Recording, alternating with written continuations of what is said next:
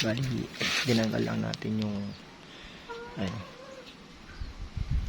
tire hugger natin, then nilagyan ko siya ng electrical tape dito. Tapos nilagyan ko electrical tape para di magasgas yung kahap. Tapos ito lang ginamit ko, yung long tip saka impact, then matatanggalan natin siya mga boss. Bali, papalit natin na ito RCB na adjustable siya mga boss. Yan mga boss, kumpara yung spring ng stock sa RCB natin. Bali, yung bolts dito sa ilalim, yan, inabang ko na. Yan mga boss, salpak lang natin to.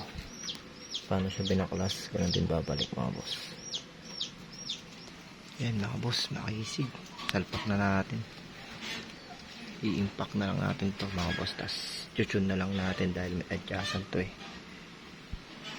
Yan mga boss, bali kahit safe sa atin mga boss, RCB Black Premium.